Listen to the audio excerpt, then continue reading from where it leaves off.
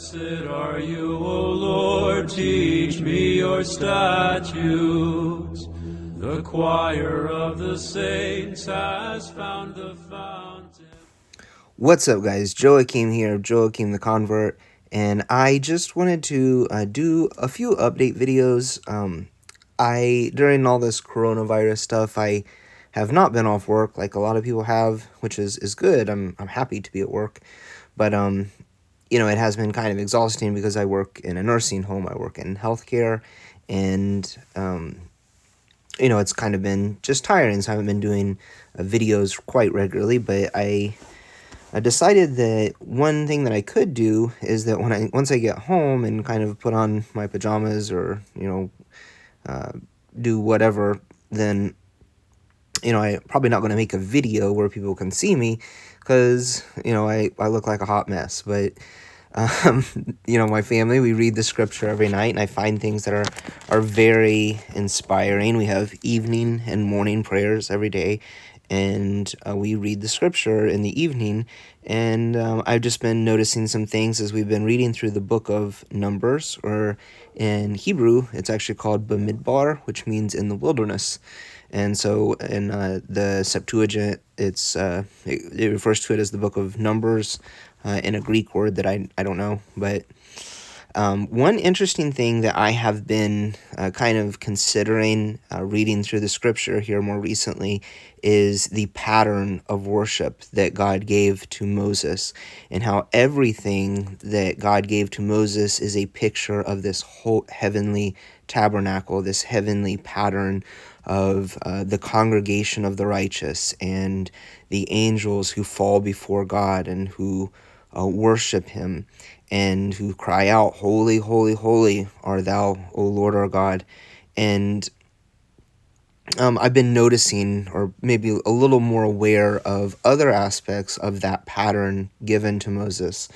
This is one of the things that really continues to draw me and impact me regarding Orthodox Christianity and the model of the church and the model of worship, is that they maintain that pattern, and in my opinion, better than any other group on the earth right now. And it's a heavenly pattern. It never changes. So you would expect the church also not to change but maintain that pattern. So we were reading in the book of Numbers, and I was relating it to the book of the Apocalypse, or the book of Revelation. And so I'll just read the two passages that stuck out to me. One is in the book of Numbers, and it begins in chapter 8 at verse 1. And it says, "Then the Lord spoke to Moses, saying, Speak to Aaron and say to him, When you mount the lamps, the 7 lamps will give light in the front of the lampstand. Aaron therefore did so. He mounted its lamps at the front of the lampstand, just as the Lord had commanded Moses. Now this was the workmanship of the lampstand, hammered work of gold from its base to its flowers. It was hammered work, according to the pattern which the Lord had showed Moses, so he made the lampstand."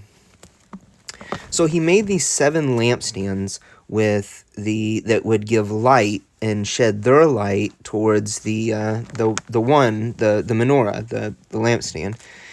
And so then, and when we get to the book of the Apocalypse, or the book of Revelation, the first chapter of the book, he begins, I'm trying to skip close to the part that I want to get to. He says in verse 12, chapter 1, verse 12, he says, "Then I turned to see the voice that was speaking with me, and having turned, I saw 7 golden lampstands. And in the middle of the lampstands, I saw one like a son of man, clothed in robe, reaching to his feet, and girded across the chest with a golden sash. His head and his hair were white like wool, like snow, and his eyes were like a flame of fire. His feet were like burnished bronze when it had been made to glow in a furnace, and his voice was like the sound of many waters. In his right hand he held 7 stars, and out of his mouth came a sharp 2-edged sword, and his face was like the sun shining in its strength. When I saw him, I fell at his feet like a dead man, and he placed his right hand on me, saying, Do not be afraid, I am the first and the last, and the living one. I was dead, and behold, I am alive forevermore, and I have the keys of death and of Hades." And then he goes on to give John, the writer, directions on what to write to the 7 churches of Asia Minor. But the pattern that's given here is that this is, of course, Jesus. This is the Messiah, Jesus Christ, the Christ. And he stands in the place of the menorah. He is the light of the world. So the menorah that we're given in the temple is a way of light in the Holy of Holies. It is a light in the most holy place.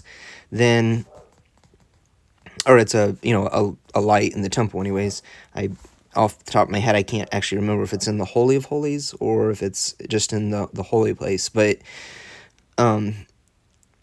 what is important, though, is that this light, this lampstand that gives light in the temple, is in this passage in the Apocalypse. This is Jesus. This is a picture of him standing in that place. And then the 7 lights that shine towards it, that look towards that light, that face that light, they are the 7 churches. They are representative of the church today. So the church is this is representative of these things. So we see the churches, there are the 7 churches, and then when we look in Numbers, there's the 7 lamps that stand in front of the one lampstand, the ultimate lampstand, the menorah. And yeah, so that's kind of it. I just wanted to kind of bring that out. I don't know that I can read too much further into it beyond that, but it's definitely an interesting parallel, and I think it keeps up and maintains with this tradition of the heavenly pattern that God gave. Clearly, Jesus gives us a much greater picture of how that heavenly pattern is continued in the Apocalypse, in the book of the Revelation, when John sees that. And hopefully we can continue to see that today through our churches, and that our churches are a continuation of these 7 churches that he wrote to in Asia Minor, and that we would continue to walk in the faith and continue to walk in the pattern of worship given to John. So, or given to Moses, to John, to us, to the church, to everyone. So you guys take it easy, and I will talk to you again soon. Bye.